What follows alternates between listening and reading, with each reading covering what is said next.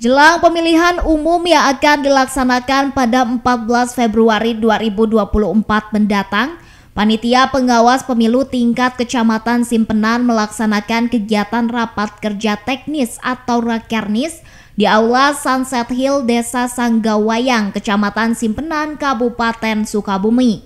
Dalam kegiatan tersebut turut dihadiri oleh Forkopimcam serta unsur lainnya dan diikuti oleh 183 orang peserta PTPS dari 7 desa sekecamatan Simpenan. Tujuan rapat kerja teknis ini adalah untuk mempersiapkan pengawas pemilihan umum 2024 dengan memberikan bekal kepada petugas pengawas tempat pemilihan umum PTPS 2024. Beberapa materi yang dibahas mencakup proses pengawasan dari persiapan pemungutan suara hingga penghitungan surat suara, termasuk pengawasan proses pemungutan suara, penghitungan serta tindakan pengawasan terkait pemungutan suara ulang dan penghitungan surat suara.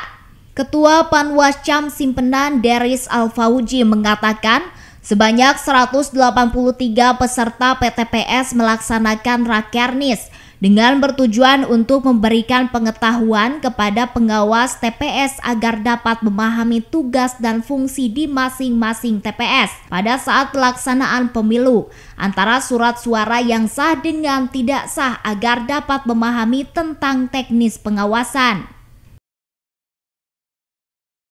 Hari ini kita Panwascam Kecamatan Simpenan melaksanakan Rakernis pengawasan penghitung Kecamatan Simpenan.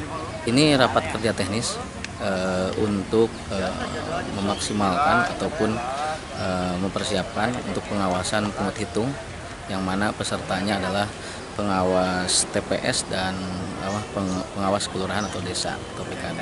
Untuk jumlah pesertanya berapa dan desa ada berapa desa? Dihadiri oleh 7 desa dan 183 PTPS yang ada Kecamatan Simpenan.